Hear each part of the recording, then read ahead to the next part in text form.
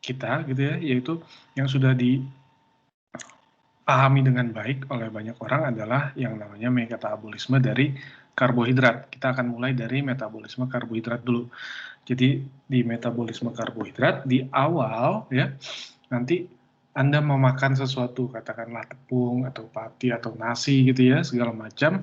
Nah, nanti dia akan dipecah menjadi molekul yang lebih sederhana, lalu molekul yang sederhana tadi akan masuk melalui jalur yang namanya glikolisis. Ada yang masuk, saya beri gambaran ya, jadi ada yang masuk lewat glukosa dulu, nanti ada yang masuk dari fruktosa, kalau Anda makan fruktosa, banyak cabangnya. Nah, tapi kita akan bahas nanti fokus kalau proses glikolisis kita akan mulai dari glukosa sampai ke menuju pirufat.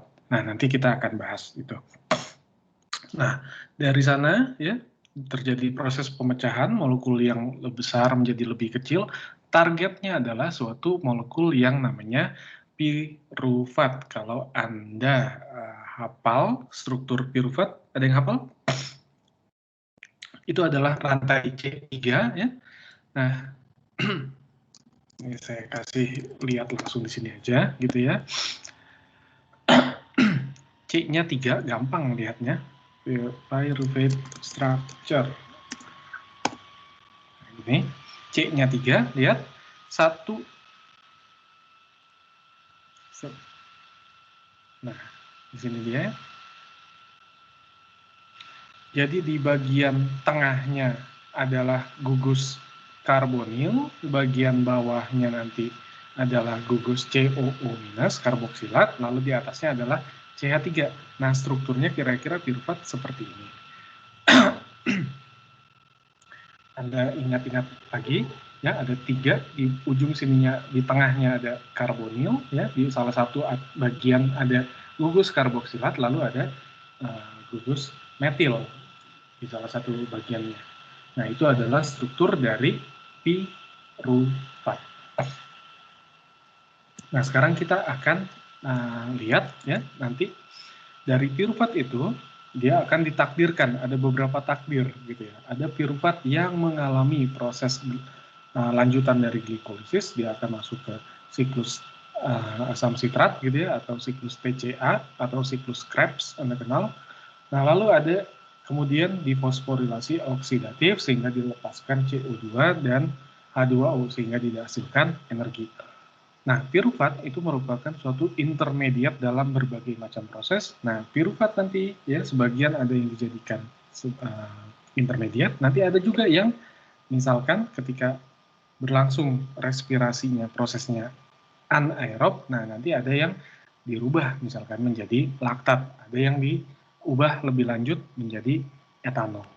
Nah, kira-kira seperti itu. Nah, itu yang akan kita pelajari dari metabolisme karbohidrat. Kalau kita bicara tentang metabolisme, artinya adalah kita bicara tentang sekumpulan atau serangkaian ya, dari reaksi-reaksi kimia yang terjadi di dalam sel.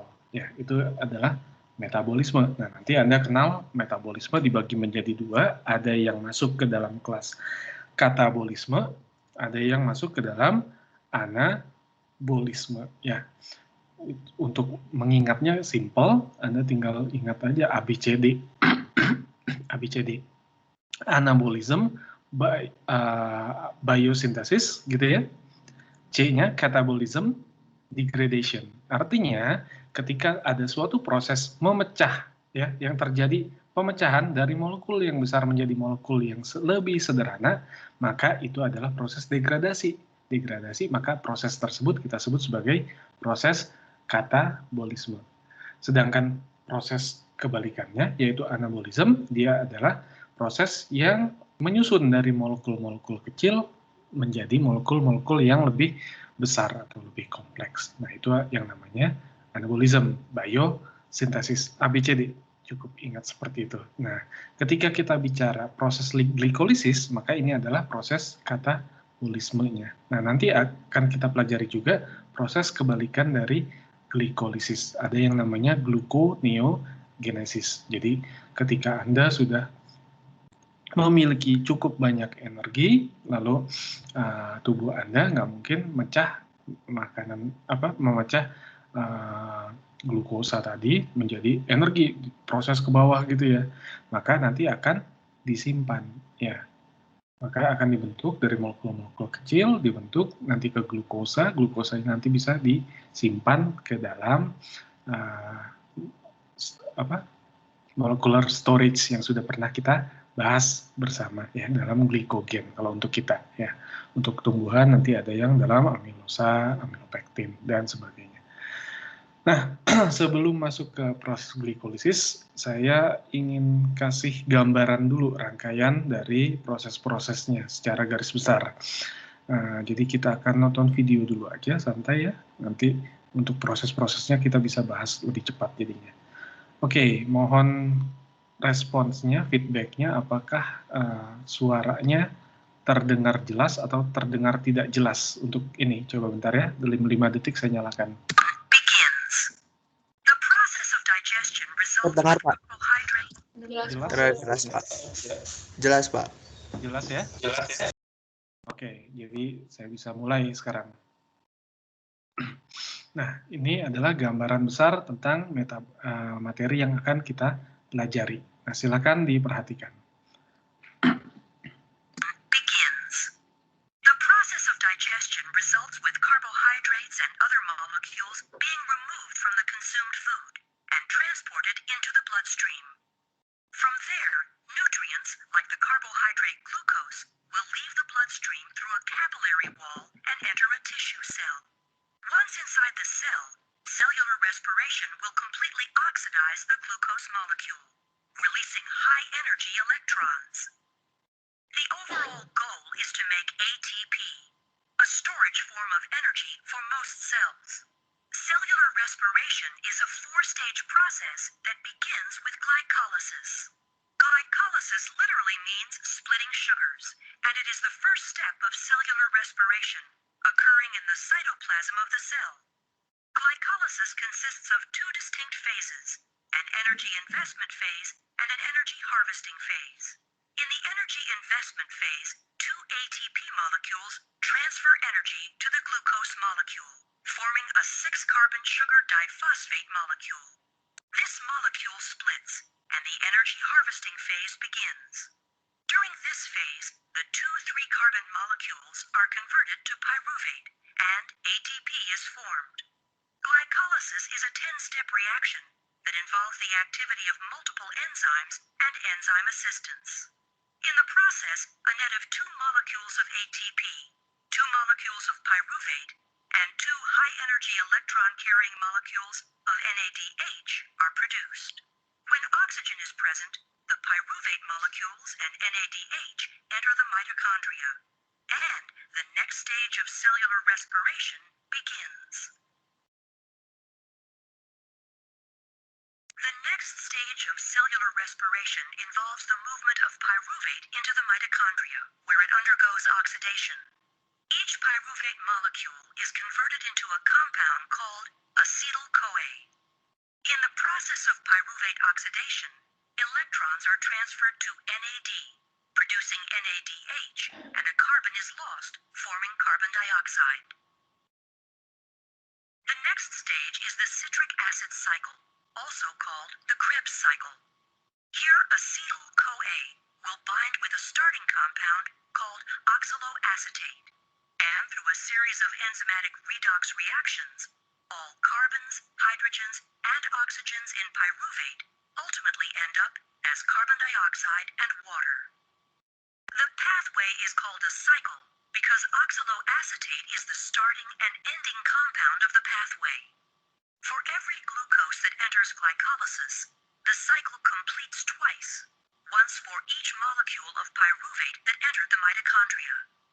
During pyruvate oxidation and the citric acid cycle, a net of 8 NADH, 2 FADH2, 2 ATP, and 6 CO2 are produced for each glucose molecule.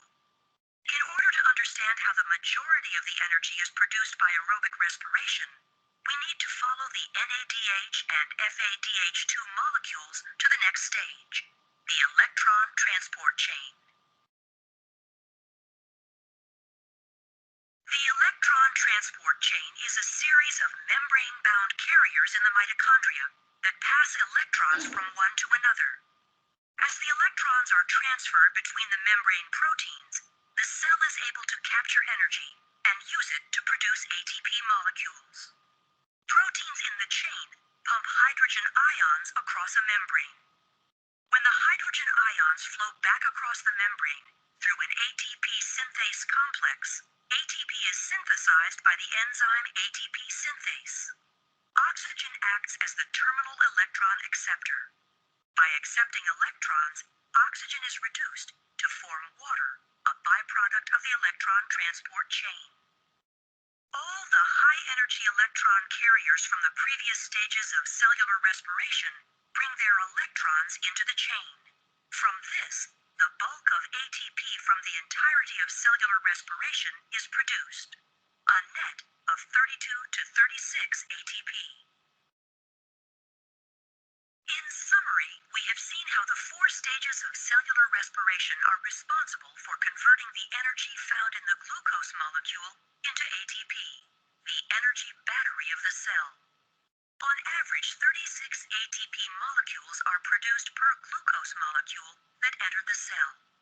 In the process of producing ATP, oxygen is brought in from the bloodstream to be the final electron acceptor in the electron transport chain, and the carbon dioxide that is produced as a byproduct is released. Oke, jadi itu ringkasan dari proses-proses metabolisme dari karbohidrat ya. Nanti kita akan pelajari di beberapa pertemuan ke depan ya, termasuk hari ini. Nah, untuk memperkuat pemahamannya saya kasih satu lagi gitu ya. Mungkin prosesnya atau videonya. Nah, misalkan seperti ini ya, gambaran besarnya. Satu kali lagi. Tadi suaranya terdengar jelas ya? Layarnya juga terlihat jelas ya? Jelas, Pak. Oke.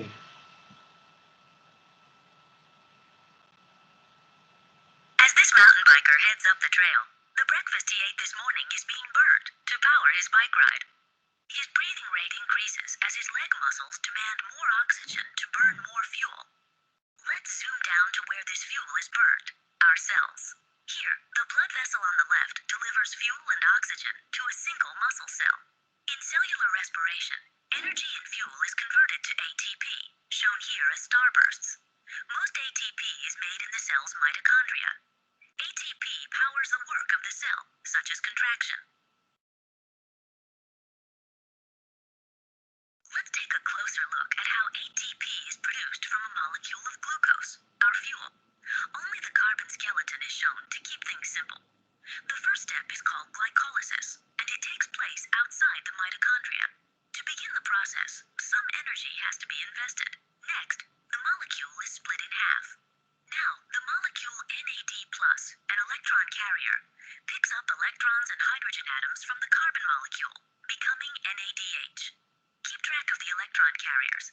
They play an important role by transporting electrons to reactions in the mitochondria. In the final steps of glycolysis, some ATP is produced, but not much. For every glucose molecule, only 2 net ATPs are produced outside the mitochondrion. However, glycolysis has produced pyruvic acid, which still has a lot of energy available.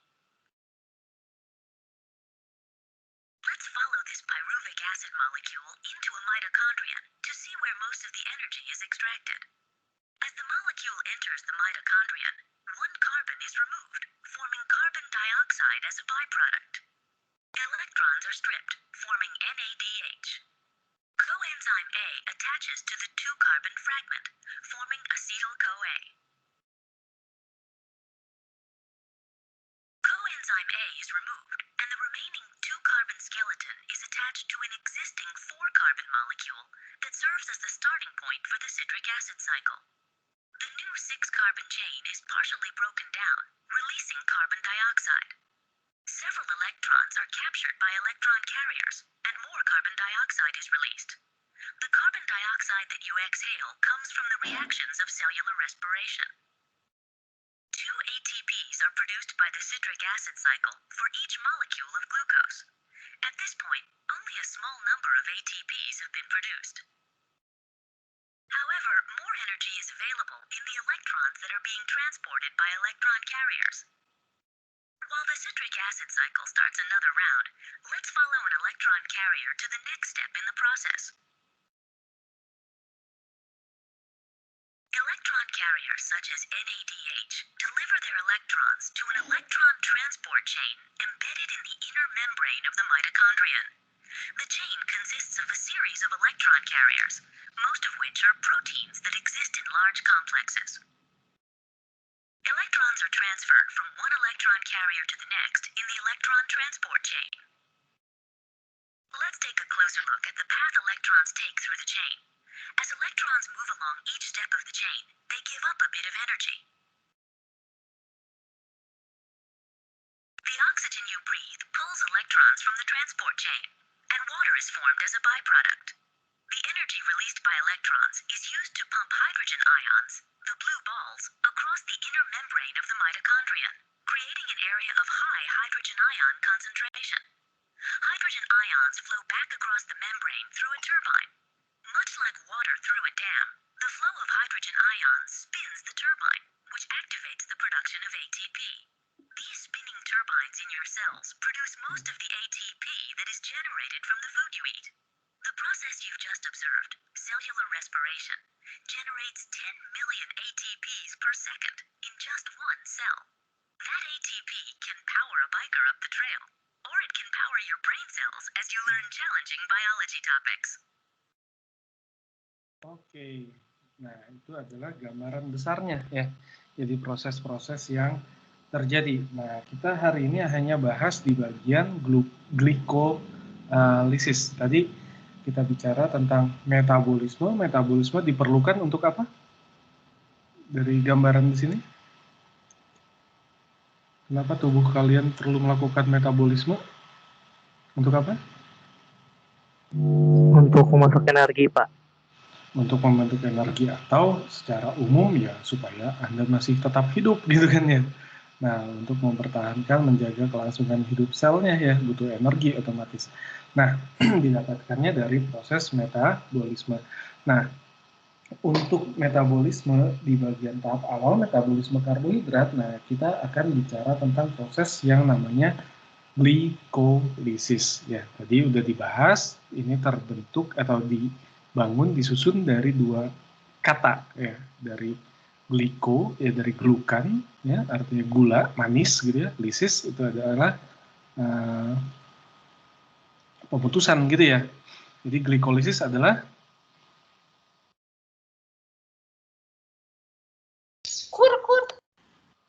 glikolisis adalah apa? Pemutusan hidrolisis dari gula, Pak, yang pati. Hidrolisis dari gula. Kalau saya suka bercandanya, glikolisis adalah, kalau gliko itu dari glukan, manis gitu ya, glikolisis adalah putus, berarti putus secara manis, putus baik-baik kan.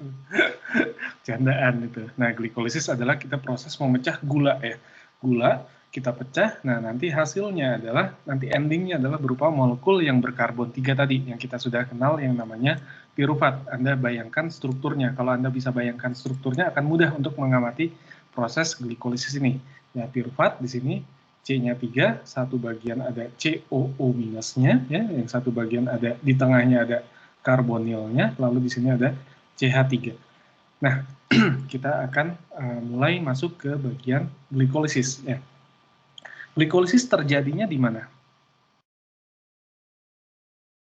Sitoplasma, Pak. Di sitoplasma. Ya, nanti hasilnya adalah pirufat. Pirufatnya nanti akan dikeluarkan di ke area mitokondria ya.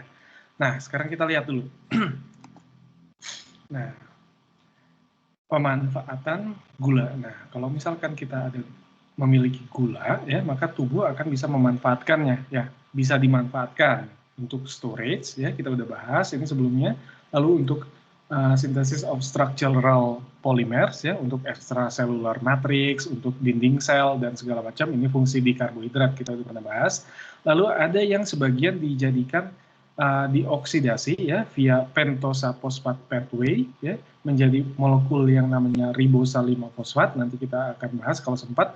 Nah, nanti ada yang diubah menjadi pirufat ya melalui jalur glikolisis. Prosesnya berarti oksidasi. Nah, glikolisis ini adalah proses degradasi molekul glukosa menjadi 2 buah molekul pirufat. Ingat, 1 molekul glukosa berubah menjadi 2 buah molekul pirufat. Dia terjadinya di sitosol. Nah, hasil dari glikolisis adalah berupa ATP dan NADH. ATP-nya dan NADH ini adalah sumber energi. Ya. ATP bisa dimanfaatkan langsung oleh sel. Ya. Untuk apa? Nanti Anda bisa bayangkan ya tadi, dia bisa mendorong reaksi-reaksi yang tadinya tidak terjadi. Ya, dikopling dengan hidrolisis ATP, maka dilepaskan sejumlah besar energi. Ya, ATP tinggal dihidrolisis jadi ADP, nanti keluar energi sebesar minus 31 kJ per mol. Ya. Nah, NADH-nya ini masih belum bisa dimanfaatkan langsung, nah tapi dia harus memasuki proses fosforilasi oksidatif. Ya, dia membawa elektron di situ. Nah, di proses glikolisis ini dia melibatkan banyak enzim ya dan banyak reaksi. Tadi kita sudah bahas di videonya ada berapa jenis reaksi yang yang terjadi pada proses glikolisis tadi.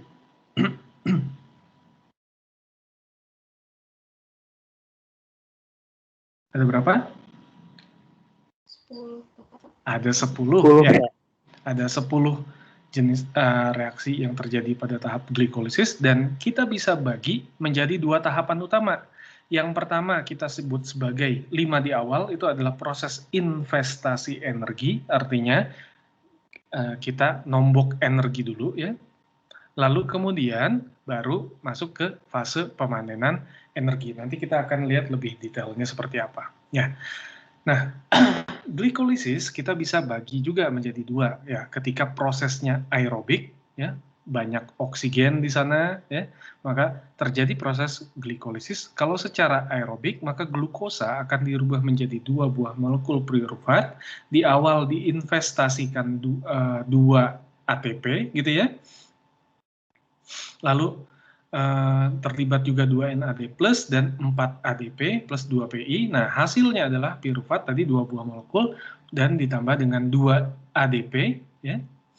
Ditambah dengan 2 NADH ditambah 2 H plus ditambah 4 ATP plus 2 H2O. Nah, dihasilkan 4 molekul ATP tapi kita invest 2. Jadi secara net sebenarnya cuma 2.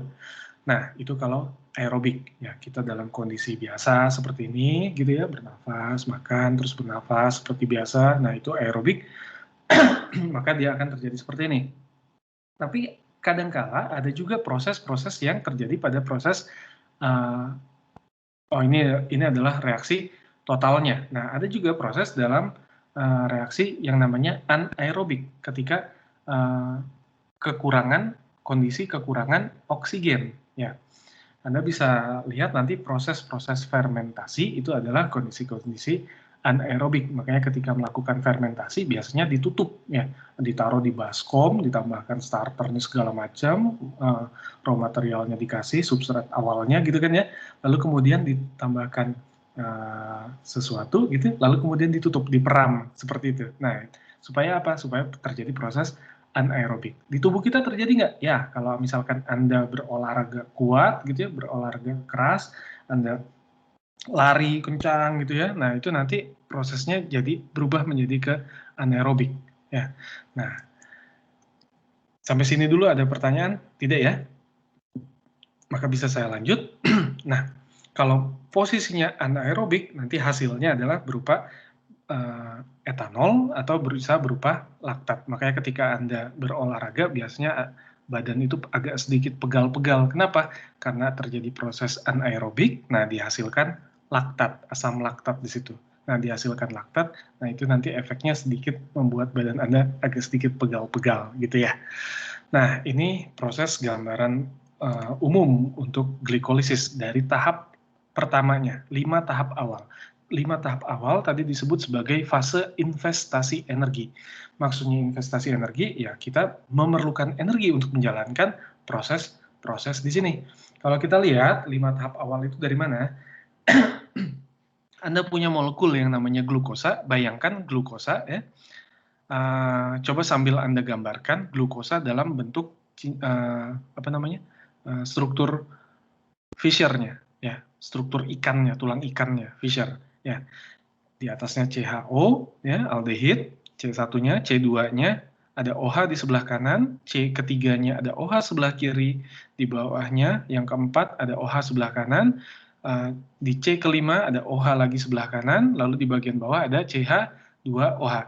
Nah, dia ingat di glikolisis targetnya adalah molekul pirufat. Nah, bagaimana tubuh atau sel punya strategi untuk merubah dari glukosa menjadi pirufat. Kan itu sebenarnya ya inti permasalahannya. Nah, ternyata di awal dia dirubah dulu ke glukosa 6-fosfat. Ya, supaya apa? Ini adalah dibentuk molekul yang berenergi tinggi dulu ya. Ketika ditambahkan dengan ATP, glukosa ditambah ATP jadi glukosa 6-fosfat ya, fosfatnya tertempel di glukosa di C nomor 6.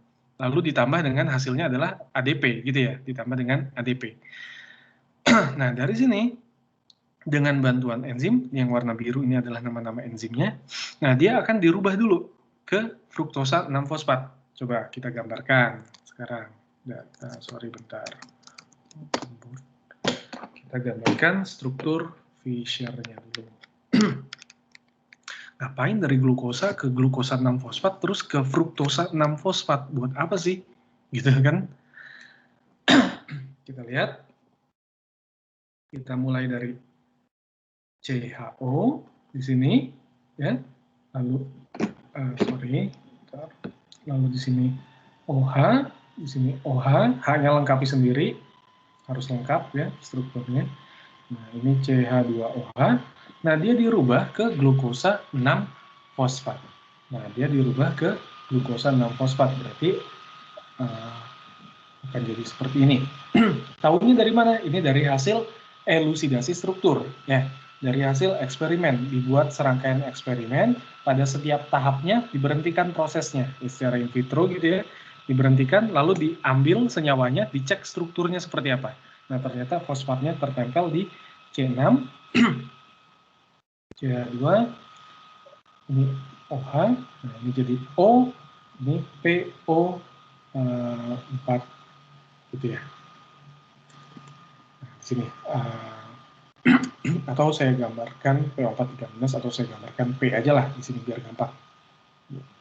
Oke, CH2O, di sini P terikat. Nah, ini glukosa, ini kita sebut sebagai glukosa 6-fosfat gitu ya, G6P gitu ya. Nah, kemudian dirubah menjadi fruktosa 6-fosfat. Ingat, dari glukosa ke fruktosa, bedanya di mana?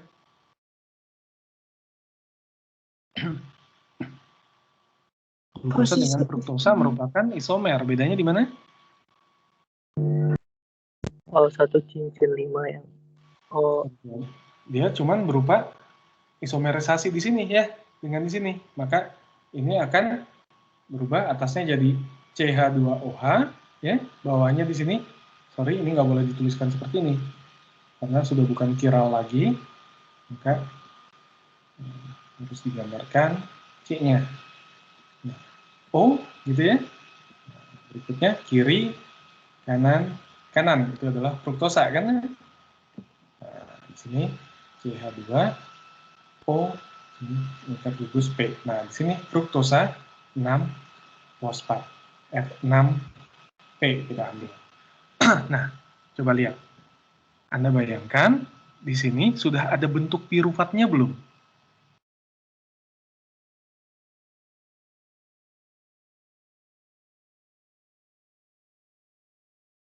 Gimana? Sudah ada kelihatan bentuk piruvatnya belum?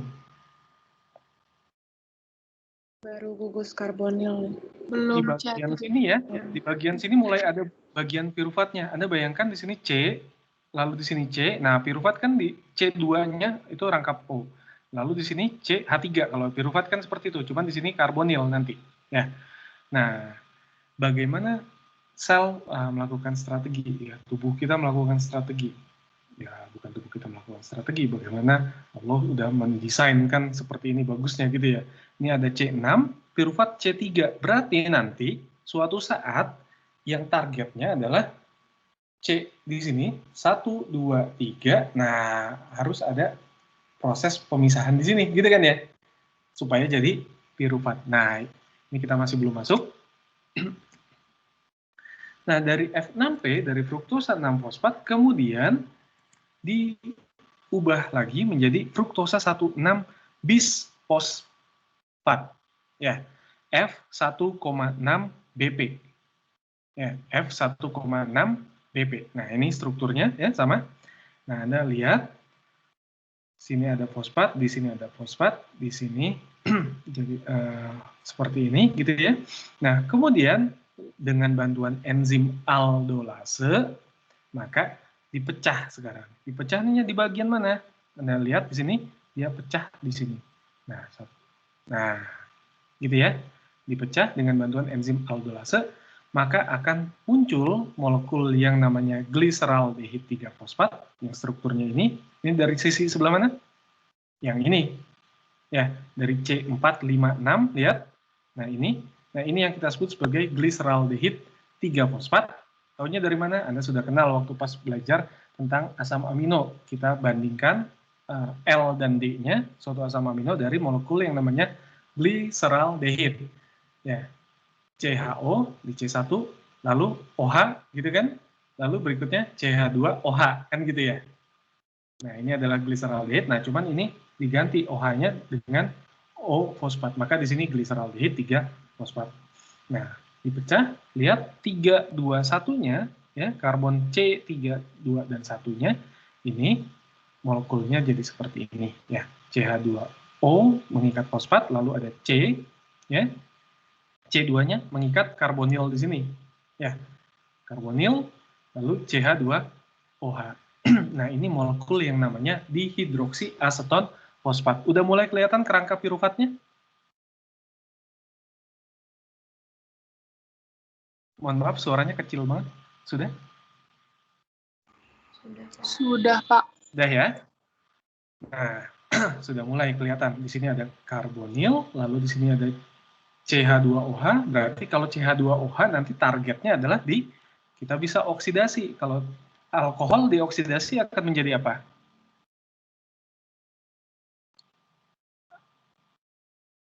Akan jadi aldehid, oksidasi lebih lanjut akan jadi karboksilat, kan gitu ya. Berarti target sini akan dioksidasi. Nah, ini udah kelihatan. Lalu bagaimana untuk gliseraldehid 3-fosfat? Ini belum ada. Nah, untuk proses berikutnya, ya, gliseraldehid 3-fosfat ini akan diubah dengan enzim, ya. Sorry. Dihidroksiaseton fosfatnya di sini akan diubah dulu ya dengan bantuan enzim supaya jadi molekul gliseraldehid 3-fosfat lagi ya. OH ini tadinya sudah ada bentuk O, sekarang diubah ke OH lagi. Nah, jadi bentuk gliseraldehid 3-fosfat. Oke, sekarang kita punya dua molekul gliseraldehid 3-fosfat. Kita berangkat dari satu molekul glukosa. Glukosa 6-fosfat, fruktosa 6-fosfat, fruktosa 1,6 bis-fosfat, lalu jadi gliseraldehid 3-fosfat ditambah dihidroksiaseton fosfat. Kalau ingin dibikin singkatannya, di sini G, ini G6P, di sini F6P, ini F1,6 BP, yang ini G3P, di sini DHAP, dihidroksiaseton fosfat. Lalu tahap berikutnya hanya mengubah yang dihidroksiaseton fosfat menjadi gliseraldehid 3-fosfat melalui bantuan enzim isomerase pasti, karena cuma isomer kan ya dari ini ke bentuk OH-nya ya. Nah, ketika dibentuk OH, lihat kenapa dibentuk OH seperti ini. Nah, lihat gliseraldehid, sekarang kita sudah punya dua. Nah, kita berangkat dari dari dua gliseraldehid 3-fosfat. Nah, ini akan diubah ya, di fosforilasi istilahnya. Supaya apa? Supaya nanti ini bisa dioksidasi. Aldehid bisa dioksidasi jadi karboksilat. Caranya gimana? Tambahkan dulu ya fosfat. artinya difosforilasi dulu. Nah, dengan fosfat, lihat ada tambahan bantuan fosfat anorganik 2PI ini, ditambah dengan NAD+, nah nanti akan dihasilkan NADH, nah hasilnya gliserol 1,3 bisfosfogliserat. 1, ini ya, 1, 2, 3. Nah ini 3-nya, ini yang 1-nya. Ya, 1,3 bisfosfogliserat, singkatannya berarti 1,3 apa istilahnya? BPG gitu ya. Sebanyak berapa? Karena tadi berangkat dari 2 gliseraldehid 3 fosfat, maka di sini akan muncul 2 juga ya. Lalu berikutnya, lihat. Nah, dari sini ada enzim yang bisa mengubah gugus fosfat di sini ya menjadi gugus karboksilat, namanya fosfogliserat kinase. Nah, dari sini kita sudah punya kerangka untuk pirufat ya, berupa COO-. Di sininya masih OH. Oke? Di sininya CH2, di sini OP. Nah, dari 1,3 ppg tadi diubah berikutnya menjadi 3 fosfogliserat. Nah, ini namanya 3 fosfogliserat ya, 3 Pg ya. Di sininya sudah ada COH-nya, gugusnya. Lalu dari 3 ini dengan bantuan enzim mutase ya, fosfogliserat mutase, maka di bagian OH di sini ya, dia akan tambahkan lagi OH di bagian sini. Lihat, OH-nya ditambahkan lagi di bagian yang sini. Ya, dia ubah OP-nya ini jadi OH di sini. Oke? Nah, sekarang udah mulai kelihatan kerangka piruvatnya. Ya, ini nama molekulnya adalah 2-fosfogliserat. Kerangka piruvatnya udah mulai kelihatan. COO-, lalu di sini ada CH-O-P, lalu di sini ada CH2OH. Jadi ditukar ya. Ini enzimnya mutase ya, ditukar OH-nya jadi pindah ke C3, fosfatnya di sini pindah ke C2. Paham sampai sini? Sebelum saya lanjut.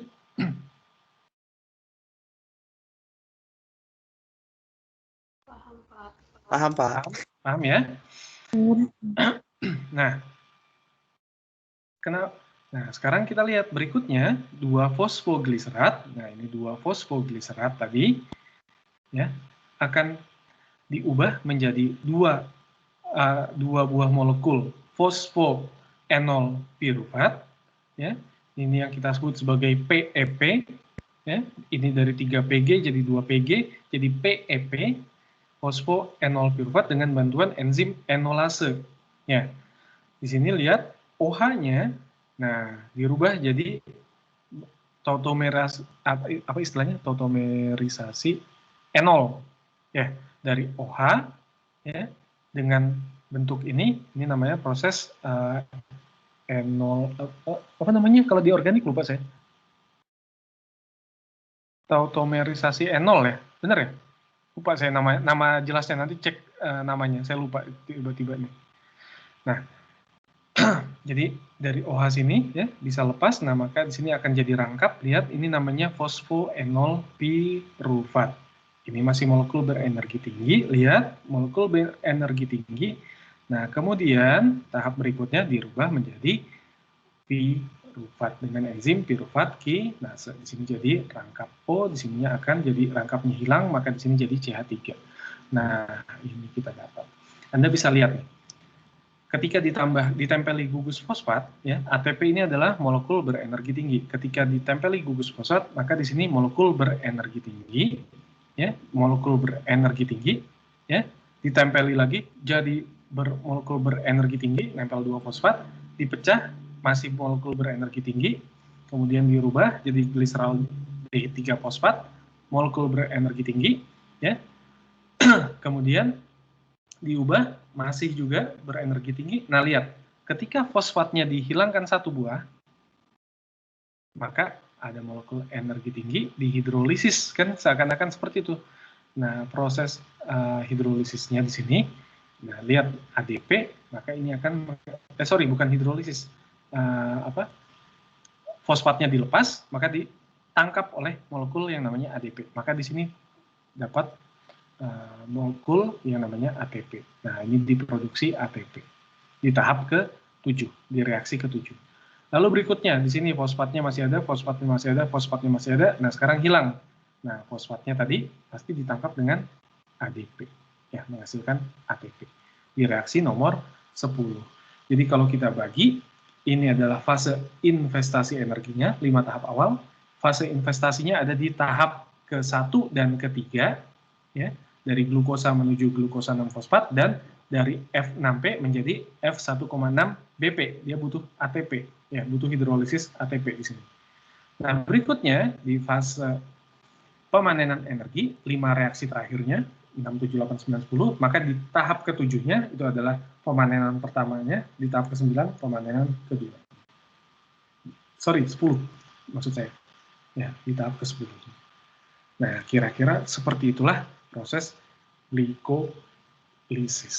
Ya, sekarang kita kebayang kalau kita tahu struktur piruvat seperti apa, nah kita tahu, oh betapa pintarnya ya tubuh kita ini, kenapa glukosa dirubah dulu ke glukosa 6-fosfat, baru ke sini ke F6P, kenapa harus ditambahkan F16BP, kemudian dipecah. Nah, karena tubuh punya enzim aldolase untuk memecah di sini. Ya, ketika ada bentuk molekul seperti ini, maka ada enzim yang bisa memecah ikatan di C nomor 4 dan C nomor 3-nya. Nah, kemudian setelah itu, ya, dapat seperti ini, kenapa nggak langsung yang dari sini diproses? Nah, karena nggak ada enzimnya, gitu ya, untuk mengubah, di sini ada CO, di sini ada CH2OH, diubah jadi COOH, atau CO-. Tidak ada enzimnya. Yang ada adalah dia bisa mengubah fosfat di sini, ya. Kalau dia ditempel di fosfat, dia bisa mengubah jadi COO-. Nah, maka di sini yang diambil adalah bentuk gliseraldehyde 3-fosfat, gliseral, jadi di DHAP-nya diubah ke G3P, ya, gliseraldehyde 3-fosfat, lalu kemudian G3P-nya ditempeli fosfat di bagian 3-nya dan di bagian 1-nya, ya. Nah, ketika 1-nya ini ditempeli fosfat, nah dengan enzim fosfogliserat kinase dia bisa lepas jadi CO-. Kemudian di sini diputar, fosfatnya nempel di C3, sekarang diputar ke C2, ditaruh OH-nya, maka akan geser ke sana, maka ada enzim namanya enolase, dia akan membuat OH di sini hilang, didehidrasi gitu ya. Nah, di sini sehingga terbentuk ikatan rangkap, lalu kemudian kalau ada rangkap dengan CO seperti ini, ada enzim enolase, dia akan mengubah O-fosfat di sini menjadi karbon. Nah, jadi kita dapat produknya berupa piruvat. Oke, ada 10 tahap investasi, ada 10 tahap reaksi glikolisis. Saya review sejenak. Dia dibagi menjadi 2 tahapan utama, investasi energi dan tahapan pemanenan energi. Investasi energi reaksi mana? Reaksi yang keberapa sampai berapa? 1 dan 3, Pak. Udah 3, Pak. Tahap semuanya keseluruhannya adalah 1 sampai 5. Ya, 2 tahapan awal adalah 1 sampai 5. Ya, itu tahap fase investasi energinya. Tahap pemanenan energinya adalah tahap 6 sampai 10. 6 sampai 10. Di mana ATP dihidrolisis? Di reaksi kemana? Reaksi keberapa? Ke-7 dan ke-10. Dihidrolisis. Dan 10. ATP dihidrolisis. 1 dan 3, Pak. 1 dan 3, ya. Di mana ATP terbentuk? Di tahap mana? 7 dan 10. 7 dan 10. Nah, kita lihat ya. Sekarang kita lihat satu persatu detil reaksinya. Atau sebelum saya perlihatkan, saya akan berikan ilustrasi sedikit lagi ya tentang glikolisis. Silakan disimak dulu sebelum saya masuk ke slide berikutnya. Ini tentang glikolisis. Nah, Anda simak dulu ya.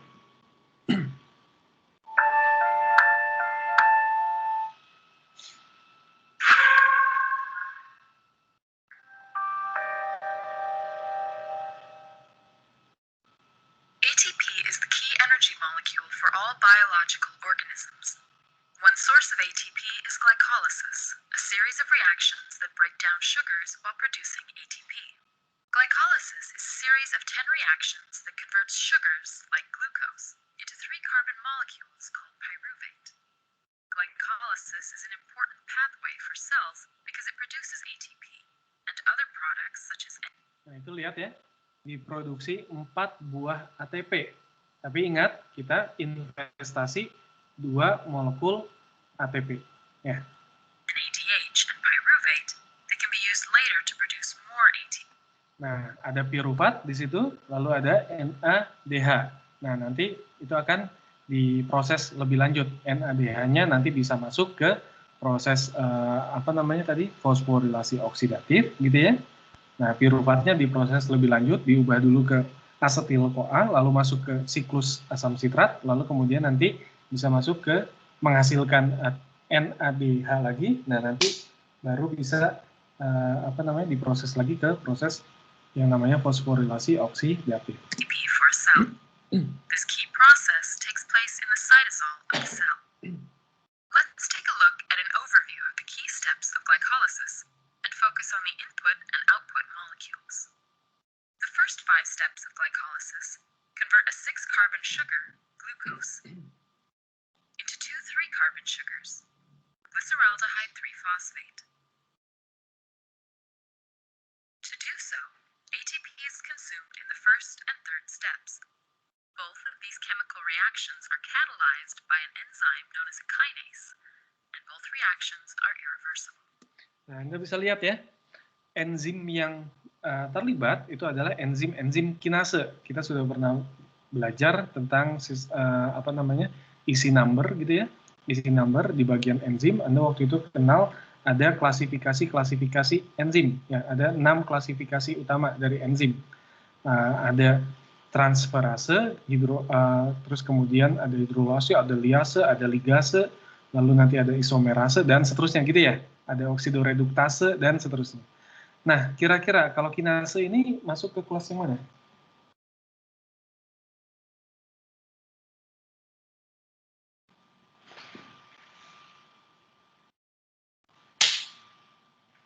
Dalam kelas mana? Kalau kinase?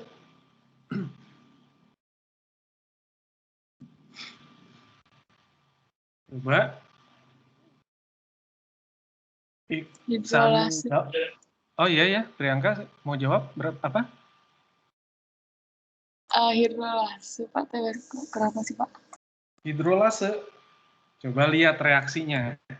Coba lihat Priyanka reaksinya. Reaksinya di sini. Ini dextrokinase, ini fosfofruktokinase. Ya, lihat. Ini kelasnya kelas apa? Transferase bukan ya, Pak? Ada gugus yang ditransferkan, ya, yaitu gugus fosfat. Maka dia akan masuk ke kelas transferase seharusnya. Ya, coba kita lihat, kita buktikan hexokinase. Nah, nanti akan keluar isi numbernya. Ya, isi numbernya 22711. Kita lihat.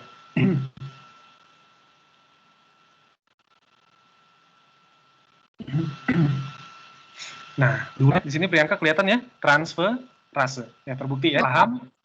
Karena dia mentransferkan gugus fosfat. Nah, kira-kira seperti itu. Nah, kita lihat. Kenapa reaksinya irreversible? Ya, tidak reversible untuk reaksi 1 dan reaksi 3.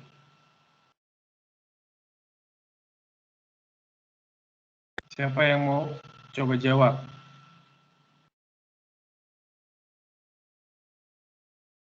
Tadi reaksinya melibatkan hidrolisis ATP, reaksinya irreversible. Pertanyaannya kenapa? Rania Salsabila Azari, coba. Iya Pak, mungkin karena dia butuh energinya sangat besar, jadi kalau misalnya mau balik ke sebelumnya susah. Oke, artinya kalau dalam energetika diistilahkan reaksinya itu apa? Apa term? Oh, eksoterm. Sangat eksoterm. Eksoterum. Ya, Anda perhatikan di sini tahapan yang memerlukan ATP ya, dia dibarengi dengan istilahnya kalau di biokimia adalah decoupling reaksinya, di couple ya, coupling dari couple, decoupling reaksinya dengan hidrolisis ATP.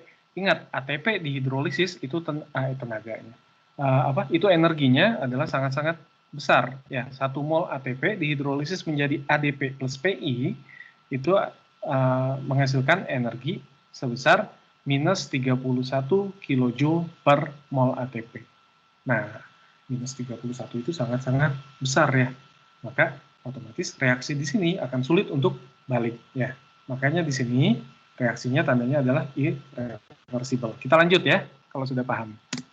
The next 5 steps of glycolysis produce energy. 1 ATP is made per glyceraldehyde 3-phosphate in both reactions 7 and 10. Nah, lihat. 1 mol G3P ya, pada tahap ke-6 dan ke-7. Nah, di tahap ke-7 untuk 1 molnya akan dihasilkan 1 mol ATP. Ya. Maka kalau kita punya pecahan dari glukosa awal ya kan, membentuk glyceraldehyde 3-fosfat ada 2 buah.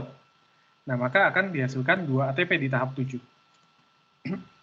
Dan 2 ATP di tahap ke-10-nya. 4 ATPs are produced in glycolysis. Both of these steps are carried out by a kinase reaction. Nah, lihat tahap ke-7 dan ke-10 ini juga dikatalisis dengan enzim kinasenya ya. Note that step 7 is reversible, while step 10 is not. Nah, ini unik. Nanti kita akan lihat di step ke-7 itu reversible, di step ke-10 itu irreversible.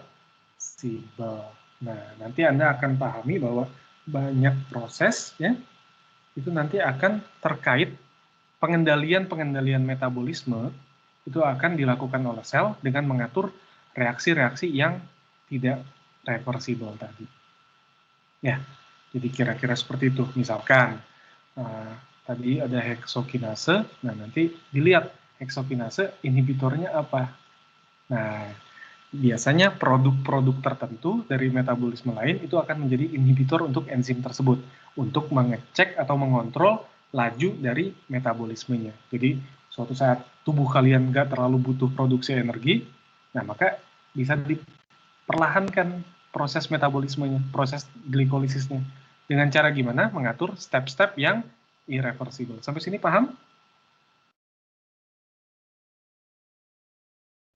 Bisa dilanjut? Bisa dilanjut ya.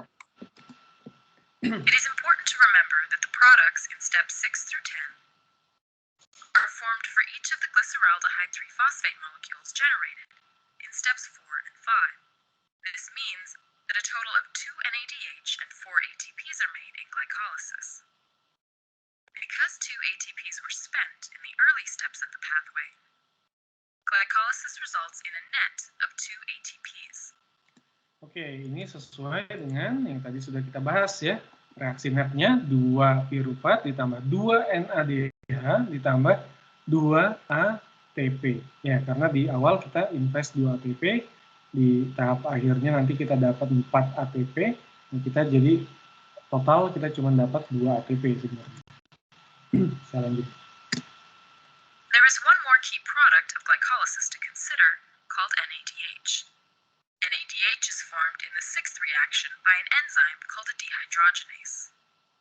NADH is an electron carrier with the potential to produce more ATPs through a process called oxidative phosphorylation. Details of that process are shown in a separate animation. As you can see, glycolysis is a process involving multiple enzymatic reactions that break down sugars. Its major contribution to biological organisms is the production of ATP, which is used to drive many other biochemical pathways. Oke, jadi kira-kira seperti itu. Ya, nah, maka kita akan lihat satu persatu tahap detailnya. Ya, pertama, reaksi pertama masih masuk tahap investasi energi, yaitu fosforilasi glukosa. Layarnya sudah terlihat ya? Sudah, Pak. Udah ya. Nah, tahap fosforilasi glukosa. Nah, reaksinya glukosa ya dengan ditambah dengan ATP. Nah, ini menghasilkan ADP ditambah dengan glukosa 6-fosfat. Nah, dia butuh kofaktor Mg2+, ya, si enzimnya. Fungsinya untuk apa kofaktor Mg2+? Nah, dia adalah sebagai peredam muatan negatif dari gugus fosfat yang dilepaskan. Jadi, ini menjadi kofaktor si enzim heksokinase. Jadi, ketika untuk menjalankan proses ini, nah, kita perlu Mg2+. Nah, sekarang kalian udah paham tuh, oh kenapa sih tubuh tuh butuh ion logam gitu ya. Nah, Anda bisa dapatkan dari makanan, dari minuman, segala macam, dari mineral-mineral seperti ini. Nah, karena ini berperan sebagai beberapa akan berperan sebagai kofaktor bagi enzim-enzim yang terlibat dalam proses metabolismenya. Ya, kalau kekurangan maka akan bermasalah nanti proses metabolismenya. Metabolismenya bermasalah nanti banyak kejadiannya ya, nanti macam-macam tuh efeknya.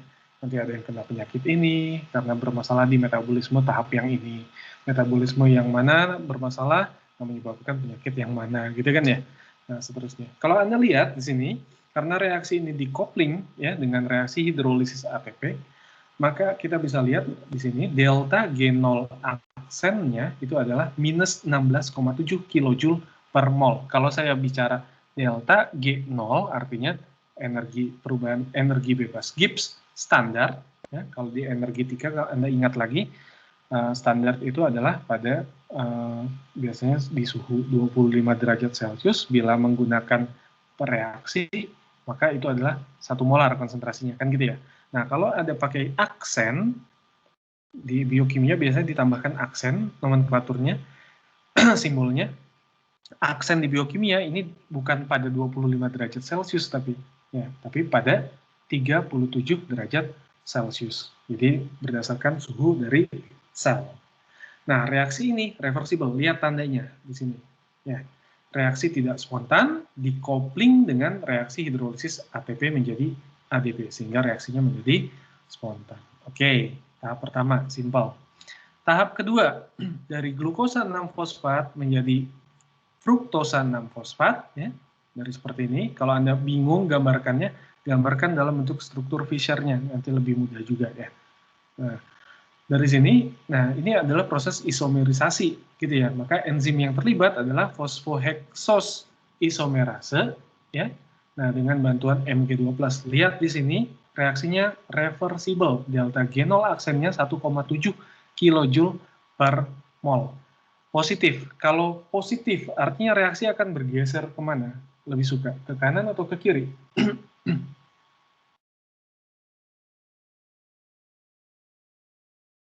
Ke kiri, Pak. Ke kiri ya, reaksinya tidak spontan berarti kan? Dalam keadaan standar di suhu 37, reaksinya tidak spontan.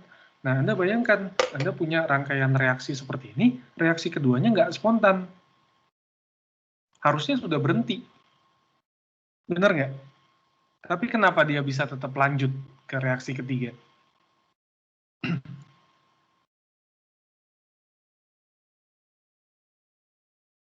Ada fosfatnya, Pak. Nggak ada urusan dengan fosfatnya, delta G-nya sekian.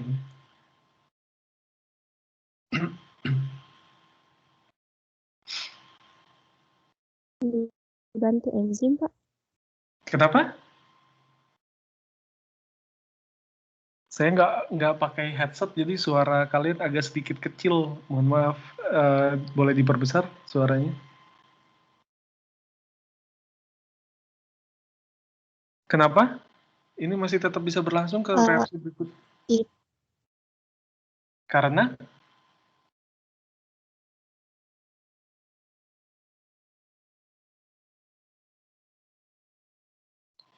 Nah, karena walaupun di sini delta G-nya positif, delta G0 aksennya positif, Anda lihat reaksi sebelumnya. Reaksi sebelumnya ini sangat negatif. Jadi reaksi 1 itu fungsinya selain untuk mengubah ke sini, dia juga berfungsi untuk mendorong ya reaksi-reaksi yang punya nilai delta G0 aksen positif. Nah, 1,7 ya masih bisa didorong lah, ini orang sebelumnya minus 16,7 kJ per mol gitu kan ya. Jadi masih bisa terdorong ya di tahap 1 sini bisa sampai mendorong yang tahap 2 ini. Ya. Sampai sini paham? Bisa dimengerti, bisa lanjut? Paham, Pak. Nah, jadi belajar metabolisme tuh jangan cuman oh nanti ini jadi ini jadi ini jadi ini. Nah, kalau kita belajar seperti ini menarik nanti. Nah, reaksi tidak spontan dikopling dengan reaksi hidrolisis ATP menjadi ADP. Ini, sorry, ini salah nih slides-nya. Nah, ini saya copy paste ambil dari slide sebelumnya berarti. Nah, gitu ya. Nah, ini dia butuh kofaktor juga untuk enzimnya. Kofaktor berupa Mg2+. Nah, ini untuk meredam muatan fosfat di sini. Ya, meredam muatan fosfatnya supaya interaksi enzim substratnya lebih stabil. Ya. Ketika ada fosfat, maka di sini kan akan terjadi tolakan, ya, tolakan antara ion negatifnya.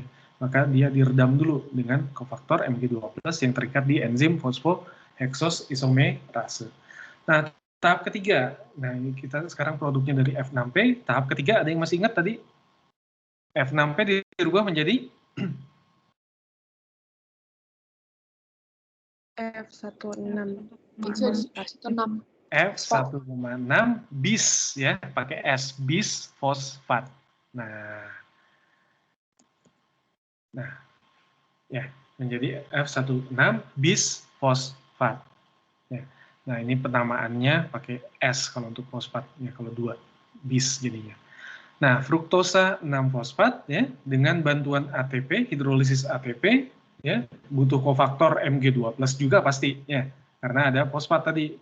Maka dengan bantuan enzim PFK1 atau fosfofruktokinase 1, enzimnya termasuk kelas transferase ya, kodenya pasti 2 isi numbernya. Nah, ini akan menghasilkan F1,6 bis fosfat ya. Delta G0 aksennya langsung lihat negatif 14,2. Makanya alasannya ini tidak reversible di reaksi ketiga. Transfer gugus fosfat menghasilkan F16BP. Nah, ini adalah investasi ATP kedua dalam tahap glikolisis. Ya. Sebelumnya mungkin kalau Anda ingin cek yang di reaksi 2 ya, lebih detailnya seperti apa. Nah, ini kira-kira gambaran reaksi detailnya yang nanti akan kita share. Saya nggak akan terlalu fokus di sininya. Ini sebenarnya cuma organik aja ya. Glukosa 6 fosfat, Anda lihat dengan fosfoheksosa isomerase ya. Lihat ini strukturnya. Nah, dengan H+ ya, dengan bantuan H+ di sini akan terjadi. Nah, di sini pembentukan rangkap ya, mekanismenya jadi seperti ini. Nah, ini ada B dari basa gitu ya. Nah, ini akan menarik ke sini. Ini di dalam sisi aktif enzimnya, bayangkannya. Ya, ini B-nya adalah salah satu residu yang bersifat basa dari enzim fosfohekso isomerase. Ya.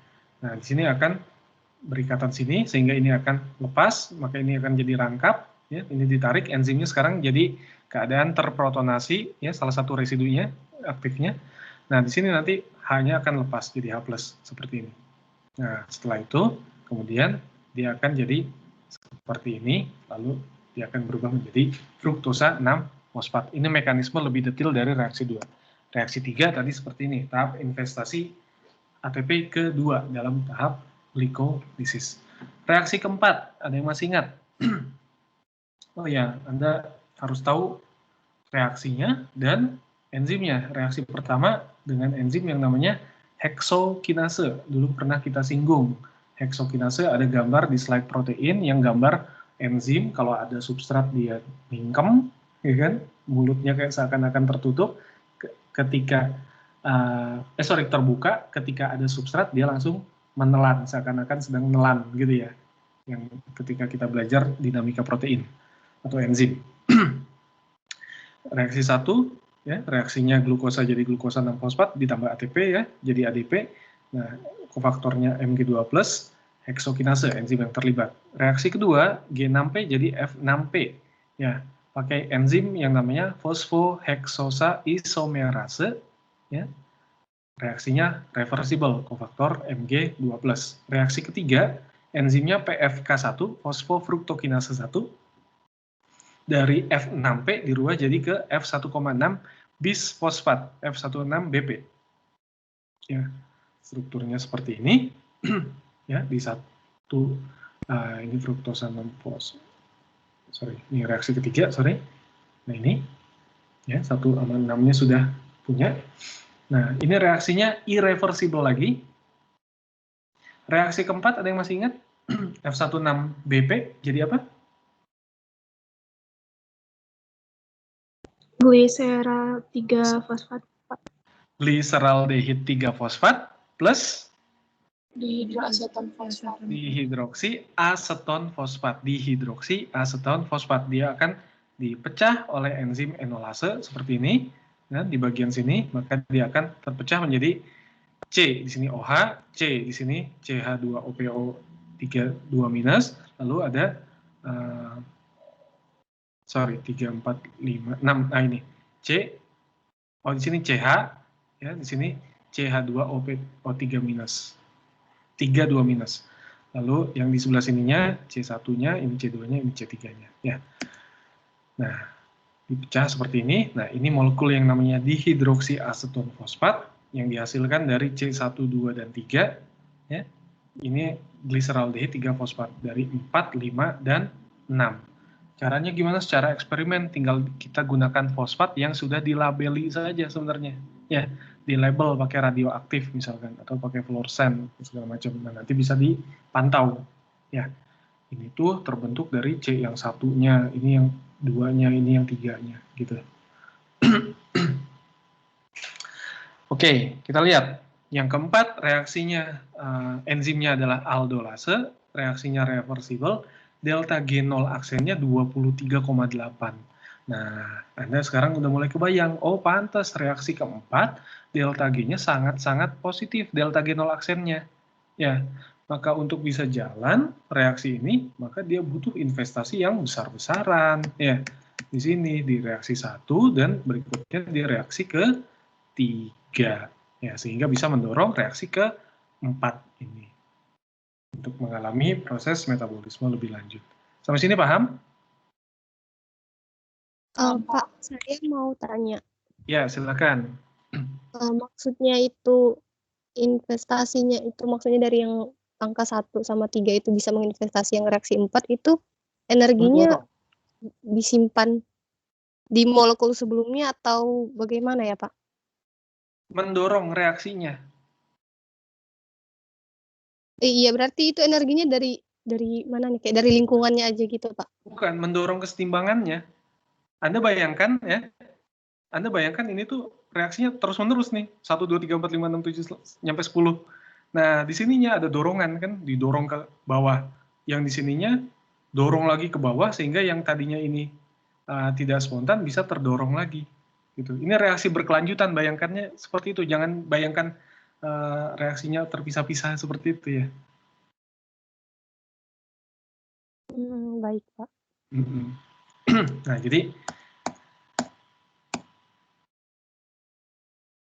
Nah, jadi dari sini ini bisa didorong ya oleh reaksi 1 dan 3 tadi yang sangat-sangat negatif ya nilai ini. Lalu berikutnya ya tadi dihidroksi aseton fosfatnya ini tidak disukai bentuknya karena nanti nggak bisa dirubah ke pirufat karena nggak ada enzim yang bisa mengubah struktur DHAP ini supaya jadi ke pirufat, maka dia harus diubah dulu ke gliseraldehid 3 fosfat karena ada rangkaian enzim, ada sekumpulan enzim yang bisa mengubah nantinya G3P menjadi pirufat ya. Maka di reaksi kelima ya reaksinya adalah khusus untuk dihidroksiaseton fosfat saja dirubah ke gliseraldehid 3 fosfat. Nah, seperti ini ya. Makanya tadi di gambaran sini lihat ini G3P ditambah dihidroksiaseton fosfat, reaksi 5-nya cuma ngubah si DHAP-nya aja sebenarnya ya. Enzimnya apa untuk mengubah ke bentuk gliseraldehid 3 fosfat? Lihat. Maka enzimnya adalah enzim isomerase. Nama enzimnya adalah TPI, bukan Televisi Pendidikan Indonesia, tapi triose fosfat isomerase. Triose fosfat isomerase ya, triosa fosfat isomerase, enzim TPI.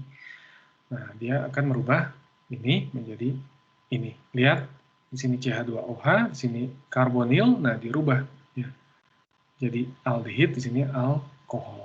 Nah, interkonversi DHP menjadi G3P. Hingga reaksi 5 telah dihasilkan 2 buah molekul G3P. Lihat delta G0 aksennya 7,5 juga ya. Ini reaksi yang reversible. Oke, kita sudah belajar 5 reaksi. Berikutnya, sanggup untuk belajar reaksi berikutnya? Bisa ya? Masuk ke reaksi 6.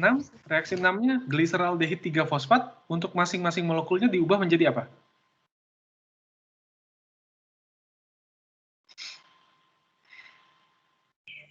Bisfosfogliserat, Pak. 3 fosfogliserat. Ya, 3 PG. Ya. Nah, ini reaksinya ya, seperti ini. Tadi. Nah, 3 jadi 1,3 bisfosfogliserat. Kan tadi gliseraldehid 3 fosfat. Jadi 1,3 BPG. Ya. Nah, Anda lihat di sini kita ingin memasukkan gugus fosfat di C nomor 1. Ya. Maka dia butuh fosfat. Nah, yang diambil fosfatnya bukan dari ATP, tapi diambil dari fosfat anorganik dalam bentuk HPO4 2-. Ya. Kenapa? Untuk efisiensinya. Ya. Jadi intinya kalau kita bicara metabolisme, sel itu akan melakukan upaya sedemikian hingga supaya proses metabolismenya berlangsung efisien, ya, efektif. Butuhnya apa, nggak boleh produksi kebanyakan. Ya. Kurangnya apa, nggak boleh diambil terlalu banyak juga, gitu ya. Nah, semuanya akan diproses seperti itu. Nah, ini diambil dari inorganic fosfat dari HPO4 2-. Nah, dengan bantuan NAD+, lihat. Di sini ada fosfat, ya. Di sini ada NAD+. Nah, nanti di sini NAD+-nya akan diubah menjadi NADH plus H+. Oke? Nah, Anda bisa lihat di sini strukturnya akan jadi seperti ini. HPO4, ya. Nah, ini akan masuk gugus fosfatnya di sini, ya. Nah, delta G0 aksennya adalah 6,3 kJ per mol. Kita tahu bersama nanti NADH dia bisa diubah menjadi ATP kalau dia masuk ke jalur respirasi atau ke fosforilasi oksidatif. Nah, maka ini bolehlah kita sebut sebagai pemanenan energi pertama berupa NADH, tapi NADH-nya masih belum dalam bentuk yang bisa langsung dimanfaatkan, ya. Masih harus diproses dulu, ya. Masih bahan mentahnya. Kalau keluarnya ATP itu udah langsung bisa dimanfaatkan, ya. Nah, ini makanya reaksi ke-6. Nah, enzimnya gliseraldehid 3 fosfat dehidrogenase. Ya. Kalau kita lihat di sini berarti dia termasuk enzim kelas apa?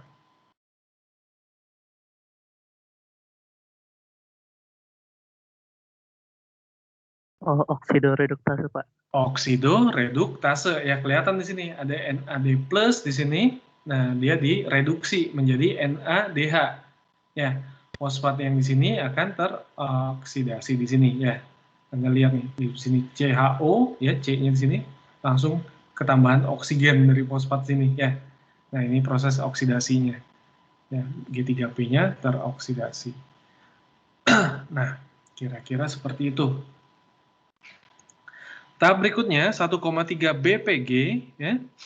Nah, ini akan terjadi transfer fosfat ke ADP menjadi ATP. Nah, ini pemanenan ATP pertama kali, ya, di tahap ke-7.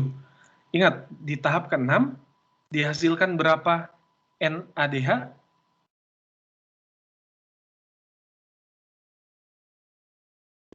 2, Pak.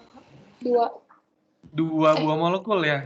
Harus bilangnya 2. Kenapa? Karena di tahap ke-6 kita sudah punya 2 mol gliseraldehid 3 fosfat. Ini dituliskannya cuma 1, nanti tinggal dikali 2, kali 2, kali 2, kali 2, kali 2, kali 2. Ya, di tahap ke-6 kita dapat 2 molekul NADH.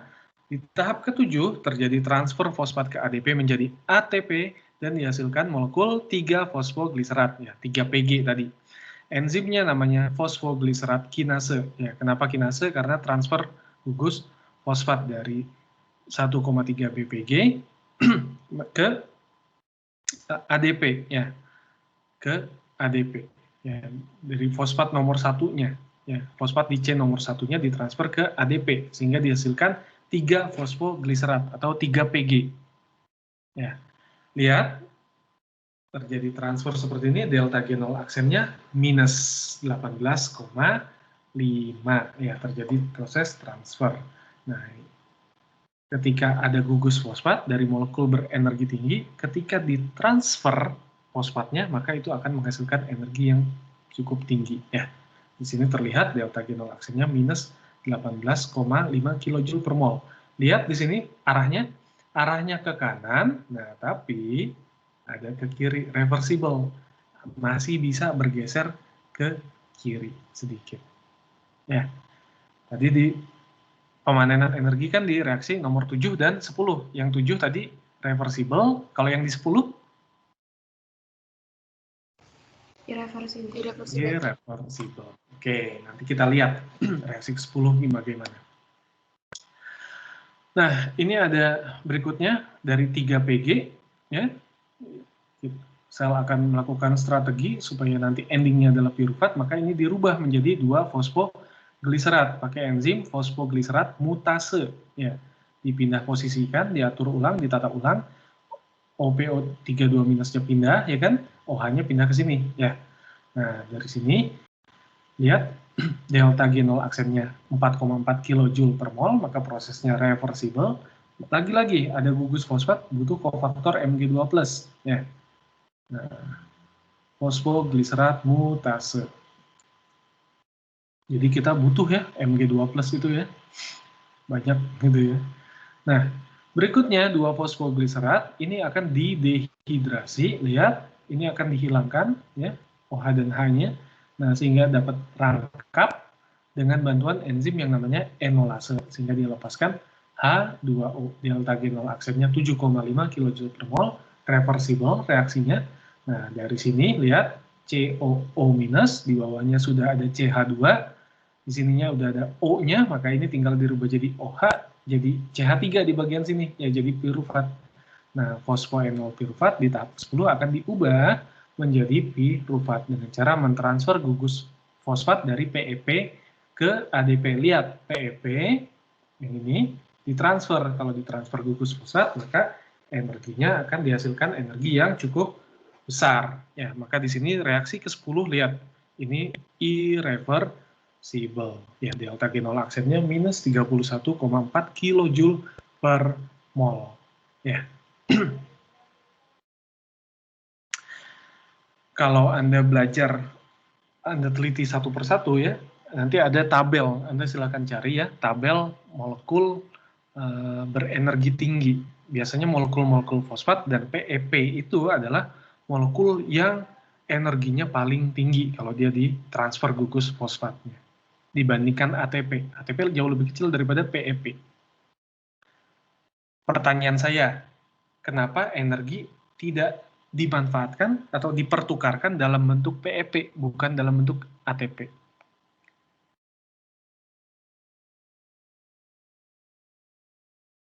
Pertanyaannya, sorry. Kenapa energi dipertukarkan di dalam sel ya, dalam bentuk ATP, bukannya dalam bentuk PEP? Padahal PEP energinya lebih tinggi.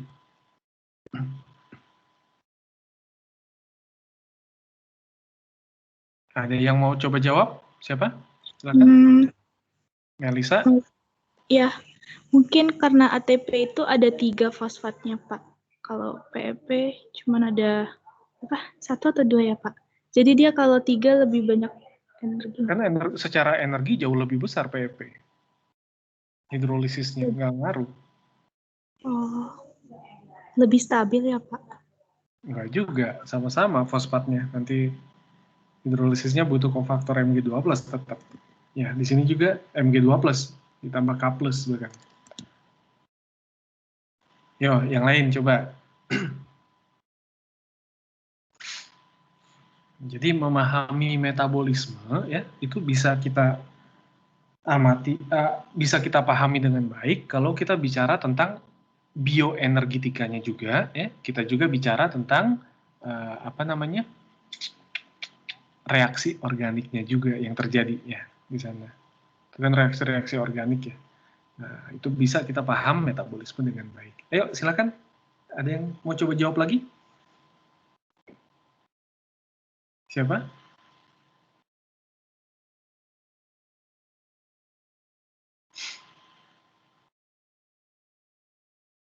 Oh, mau coba jawab, Pak.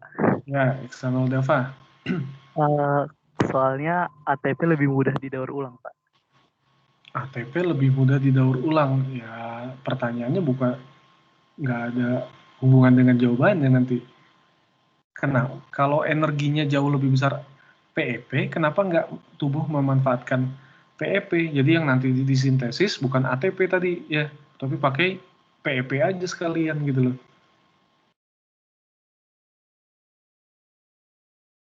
Clue-nya ada tadi dari statement yang sudah saya sebutkan sebelumnya. Saya mau coba jawab, Pak. Ya, Yang energinya tuh jadi tidak seimbang gitu, Pak. Jadi nanti nggak ada yang mendorong reaksi lainnya gitu karena terlalu besar yang itu bukan, Pak? nah, bukan karena mendorong segala macam, tapi lebih ke arah energi yang dihasilkan oleh PEP itu terlalu besar untuk berbagai macam proses di metabolisme. Jadi Anda bayangkan, ya ibaratnya kayak kalau Anda ingin ke tempat apa istilahnya jajanan di SD, kira-kira Anda akan bawa uang 100 ribuan atau Anda bawa uang 5 ribuan? 5.000. 5 ribuan, kenapa? Harga jajanannya murah. Harga jajanan, tapi tergantung ya SD yang mana dulu. Sekarang saya pernah ngelihat dulu ada SD, di dalamnya ada McDonald dan segala macam. Kecuali kalau yang SD kayak gitu ya. Nah, tapi lebih ke arah efisiensi tadi ya. Kalau pakai PEP, energinya terlalu besar ya. Misalkan proses-proses yang lain cuma buat nge-cover mendorong tadi 1,4 kJ per mol, 1, ini. Kalau pakai PEP terlalu besar. Kenapa nggak pakai bentuk yang lain selain ATP yang lebih kecil? Ya terlalu kecil nanti. Nah, jadi itu udah proporsi yang paling efektif efisiennya ya, penggunaan ATP sebagai alat tukar energinya. Ya, jadi itu balik lagi ke situ. Nah, jadi kalau kita bicara metabolisme, intinya adalah perkara efisiensi dari sel ya, dan ketersediaan enzim-enzim yang ada di sel. Ya, kalau ditanya kenapa harus lewat jalur ini, karena enzimnya yang ada yang disediakan adalah seperti itu, gitu. Ya. Oke, jadi kita sudah sampai ke tahapan reaksi 10. Enzimnya pirufat kinase. Tadi saya sudah bilang tahap-tahap yang irreversible, ini irreversible gitu ya. Nah, itu nanti akan menjadi kunci untuk mengontrol laju metabolismenya. Ya. Enzim-enzimnya akan dikontrol. Ya. Oke, tadi ini udah jelas ya, pada glikolisis banyak reaksi yang memiliki nilai energi bebas Gibbs standarnya positif, tapi kenapa proses glikolisis bisa terjadi? Karena dia didorong oleh reaksi-reaksi sebelumnya yang punya nilai delta G 0 aksen sangat negatif. Ya. Oke, sekarang kita bicara tentang pirufat. Nah, tadi dihasilkan senyawa yang namanya pirufat. Nah, pirufat, dia punya beberapa takdir, tadi saya udah bilang. Ya, takdir pertama kalau dia menjalani respirasi secara aerobik, maka dia akan menghasilkan CO2, melepaskan CO2 dari mana? Lihat dari struktur pirufat. Di sini ada CO-, melepaskan CO2-nya ya, sehingga akan dihasilkan nanti asetil-CoA gitu ya. Nah, dari asetil-CoA-nya akan diproses lebih lanjut di dalam siklus asam sitrat ya, TCA atau siklus Krebs kita kenal. Nah, lalu kemudian akan masuk ke tahap fosforilasi oksidatif, gitu ya. Nah, di sini akan dihasilkan CO2 ditambah H2O. Nah, ini terjadi di animal, plant, and many microbial cells under aerobic condition. Nah, lihat, kalau dalam kasus anaerobik ya, atau hipoksia istilahnya ya, kekurangan oksigen, maka ini piruvat akan beralih, akan dirubah ke laktat ya, ke sini. Kenapa? Ya, tadi Anda kan sudah ingat respirasi tadi di videonya, dia butuh oksigen ya. Oksigennya untuk apa tadi di video? Digunakan untuk apa? Jangan bilang bernafas ya, yang tadi di video pada proses respirasi tadi.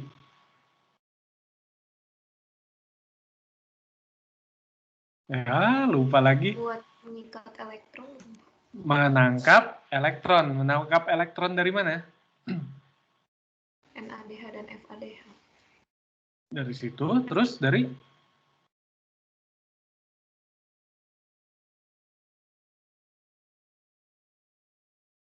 air tadi ya? Benar, dari air. Nah, gitu ya. Nah, lihat ya, kalau kondisinya hipoksia, ya, kekurangan oksigen atau anaerobic condition, maka bisa membentuk laktat. Nah, fermentasi to lactate in vigorously contracting muscle. Nah, biasanya ini ada di ini akan berubah menjadi laktat. Tadi saya bilang, ya kalau misalkan larinya terlalu kencang sehingga kondisi oksigennya akan semakin berkurang gitu kan ya. Nah, maka itu akan membentuk laktat, makanya Anda akan merasa pegal-pegal gitu ya. Nah, atau bisa membentuk etanol ditambah CO2. Nah, ini contoh untuk proses fermentasi etanol pada ragi misalkan, pada yeast ya gitu. Nah, ini jalur piruvat ya. Takdir dari piruvat hasil glikolisis tadi. Nah, bagaimana pintu masuk dari senyawa karbohidrat dalam jalur glikolisis? Jangan bayangkan semuanya dirubah ke glukosa dulu. Ya, lagi-lagi, kenapa nggak seperti itu? Ya bisa aja dilakukan seperti itu, tapi menurut sel itu tidak akan efisien. Ya, jadi banyak jalur untuk menuju Roma, gitu ya. Banyak jalur untuk menuju proses glikolisis ini. Ya, Anda makan ya dari nasi polisakarida, nanti ada yang terpecah jadi apa? Nah, kalau misalkan masuknya dari glukosa, ya, lihat, ketika Anda misalkan dari sukrosa, ya, contoh ambil ada sukrosa, ya, sukrosa dengan enzim sukrase, maka ini bisa dipecah jadi glukosa dan fruktosa, karena sukrosa adalah polimer dari fruktosa dan sukrosa. Polimer lagi. Sukrosa itu bukan polimer, apa namanya? Disakarida, gitu ya. Disakarida yang terbentuk dari monomernya adalah glukosa dan fruktosa. Nah, dengan enzim ini ada glukosa, ada fruktosa. Glukosa ini akan masuk lewat jalur glikolisis dengan bantuan heksokinase jadi glukosa 6-fosfat, lalu seterusnya ke bawah gitu ya. Fruktosanya dia masuk. Nah, dengan enzim heksokinase juga ternyata dia bisa, nah dia nggak usah lewat sini dulu, nggak usah harus dirubah ke glukosa dulu, baru ke glukosa 6-fosfat, nggak perlu, dia langsung enzim heksokinase bisa juga memproses pengubahan fruktosa menjadi fruktosa 6-fosfat, gitu ya. Atau, nah sel juga bisa mengubah fruktosa sini, ya, diproses dengan bantuan ATP, ya, dengan enzim fruktokinase jadi fruktosa 1-fosfat. Fruktosa 1-fosfat nanti langsung berubah jadi ini gliseraldehid dan dihidroksiaseton fosfat. Nah, dari sini nanti baru masuk ke jalur yang sini. Nah, bisa seperti itu juga. Trehalosa. Nah, dia akan masuk lewat glukosa, ini monomernya. Laktosa, ini monomernya adalah glukosa dan galaktosa. Glukosanya masuk dari sini, galaktosanya dengan enzim galaktosanya tadi dia akan masuk lewat jalur sini.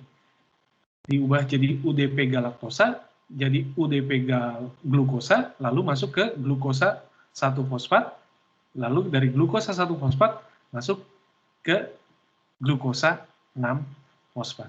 Manosa gimana? Nah, dari sini manosa heksokinase dengan bantuan heksokinase jadi manosa 6-fosfat. Manosa 6-fosfat dengan bantuan enzim dia akan dirubah jadi fruktosa 6-fosfat. Ini baru sebagian kecil jalurnya ya. Pintu-pintu gerbangnya ini nanti ada banyak ya. Nanti kalau sempat nanti saya akan perlihatkan salah satu yang simple misalkan di yeast aja lah. Nanti kita lihat bagaimana jalur-jalur masuknya. Ya, kira-kira seperti ini. Jadi tidak hanya lewat satu jalur di sini, ya. Tidak lewat satu jalur dari sini, tapi dia bisa masuk dari sini, bisa masuk dari sini, bisa masuk dari sini, dan seterusnya. Tergantung kondisinya, ya. Nah, makanya tadi dibilang metabolisme ini adalah proses yang rumit. Makanya dulu ada yang pernah bilang gitu, kalau Anda bilang Anda mengerti biokimia, maka sesungguhnya Anda tidak mengerti. Karena ya contoh metabolisme ini rumit banget ya. Ngomongin mekanisme reaksi enzimatis itu rumit banget ngomonginnya gitu ya. Tapi secara generalnya kita masih bisa pahami ya. Nah, kira-kira seperti itu. Nah, pertanyaan saya, ada satu proses ketika Anda Anda sudah berlebihan energi, maka prosesnya akan terjadi proses kebalikan yang namanya gluconeogenesis, pembentukan glukosa. Nanti glukosanya dirubah menjadi glikogen ya untuk disimpan katakanlah, atau sebagian untuk diubah menjadi dinding sel dan seterusnya, gitu ya. Nah, pertanyaannya, apakah jalur baliknya akan sama dengan glikolisis? Tidak, Pak. Kenapa? Karena ada step yang irreversible. Nah, ada step yang irreversible. Artinya kalau step yang reversible sama atau tidak? Berbeda, Pak. Nah, ingat, balik lagi. Sel akan bikin efisien. Kalau beda jalur, maka akan butuh beda enzim. Nah, sel harus bikin lagi enzimnya, ya kan? Berarti dia harus punya sequence untuk gennya, untuk enzim tersebut, dan seterusnya. Wah, sel nggak mau kayak gitu. Yang ada akan dimanfaatkan semaksimal mungkin. Maka untuk gluconeogenesis, jalur kebalikannya ini akan berbeda memang dengan jalur glikolisis ya, tidak seperti balik langsung seperti itu. Nah, tapi berbedanya hanya di daerah yang step-stepnya irreversible. Sampai sini paham? Paham, Pak. Nah, jadi ada perbedaan nanti di misalkan di step nomor 10 gitu ya. Lalu ada step di nomor 3 dan di nomor 1-nya untuk proses gluconeogenesis. Nanti kita akan lihat perbedaan-perbedaannya seperti apa ya di pertemuan selanjutnya. Jadi hari ini kita cukup fokus membahas tentang yang namanya glikolisis dulu ya. Untuk gluconeogenesis, reaksi kebalikan dari glikolisisnya itu kita bahas di pertemuan yang akan datang. Oke, masih ada waktu 5 menit, mungkin saya akan berikan gambaran sedikit tentang proses gluconeogenesisnya ya. Silakan diperhatikan, setelah ini kita akan tutup.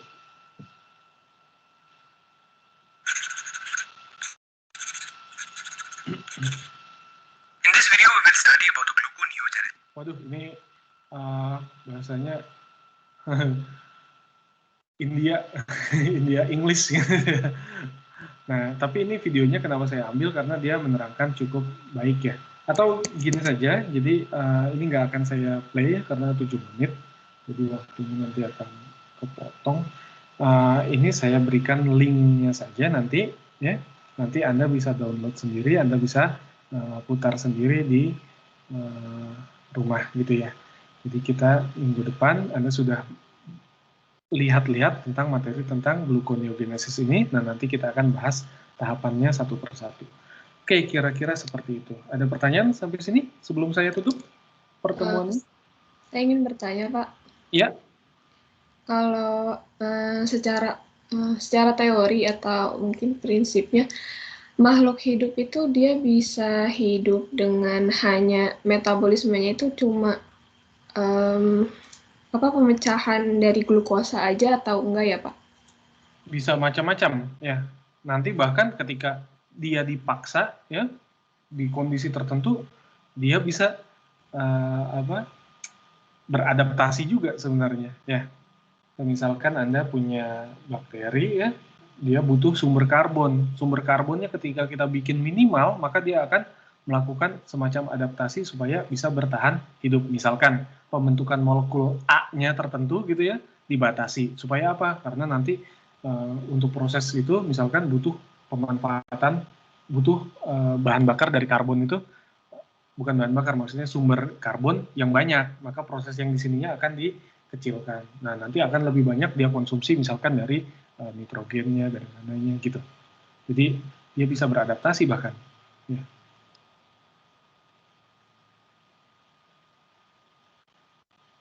Pak, saya ingin bertanya. Ya, tunggu dulu. Husna tadi paham maksudnya? Tadi sih ini Pak, maksudnya makhluk hidup itu dia bisa hidup dengan hanya mungkin proses glikolisis saja atau gimana gitu Pak, apa bisa atau enggak? Agak sulit kalau itu ya. Nanti karena nanti ini jalurnya panjang, makanya nanti saya akan perlihatkan pathway-nya ya. Pathway secara gambaran umum, kita cuma bicara sebagian kecil. Kalau Anda bayangkan ya, saya dulu ingat waktu pas dulu ketika diajari glikolisis ya, ada satu halaman kertas gitu ya, sebesar ya sebesar berapa berarti A4, A5, sebesar A5 itu gambar tentang proses glikolisis. Nah, ketika dibuka, nah itu ternyata dilipat-lipat, pas dibuka ternyata gambarnya poster yang gede banget gitu ya, kayak poster buat bioskop gitu.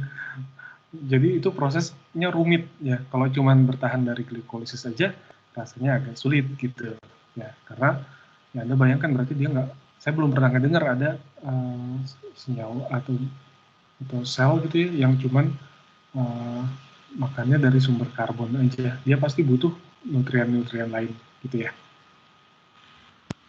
Oke Pak, terima kasih. Tapi tadi kalau misalkan dia dipaksa dalam level yang sangat kecil sumber karbonnya gitu ya, maka dia akan beralih, dia akan aktifkan yang lainnya. Misalkan dia akan maksimalkan proses-proses metabolisme dari nitrogennya, segala macam seperti itu. Ya. Oke, tadi Irma.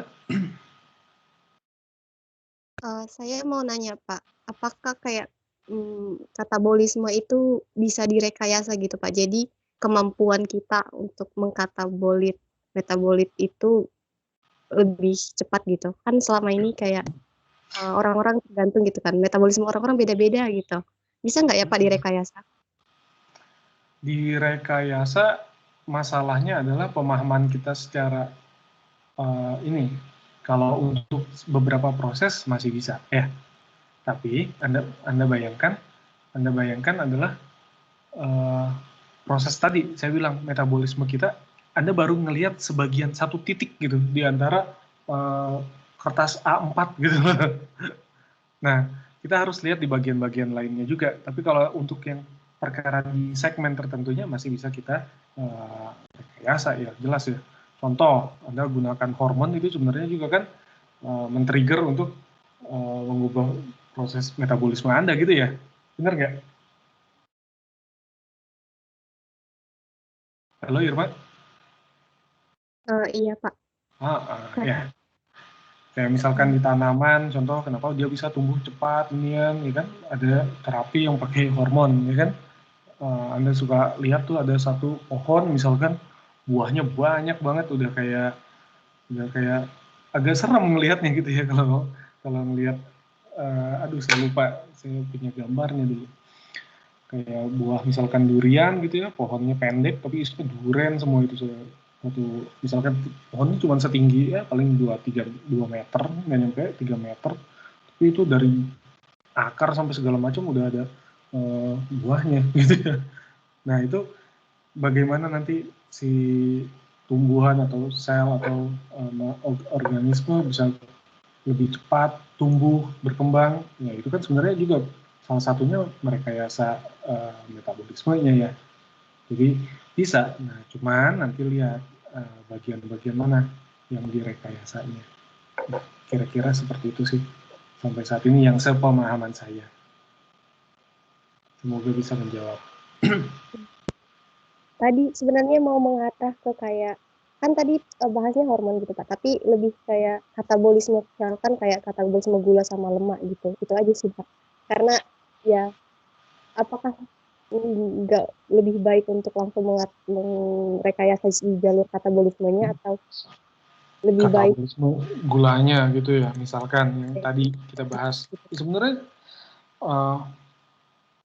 riskan kalau misalkan Anda bayangkan ingin direkayasa seperti itu. Misalkan saya sekarang makin berumur, saya semakin metabolismenya semakin lambat. Maksudnya kan seperti itu gitu ya? Iya Pak. Lalu pengen digimanain? Ya, kalau Anda misalkan menambahkan protein apa segala macam, itu riskan ya, karena saya nggak tahu kalau ya, terapi semacam kayak gitu ya. Cuman saya sih nggak akan pilih, karena saya nggak tahu orang tentang metabolisme sendiri, orang masih banyak lubang-lubangnya kok di dalam proses metabolisme, lubang yang belum diketahui gitu loh maksudnya. Jadi itu akan sedikit resiko ya kalau buat saya. Tapi kalau misalkan Anda tanya misalkan bagaimana cara untuk salah satu mempercepat, misalkan kita lihat aja dari proses glikolisis tadi. Untuk mempercepat proses, maka enzimnya harus aktif, benar-benar aktif, benar nggak, Irma? Iya Pak, supaya terjadi. Salah satu cara untuk membuat enzim aktif apa? Semakin aktif, aktivitasnya meningkat, apa?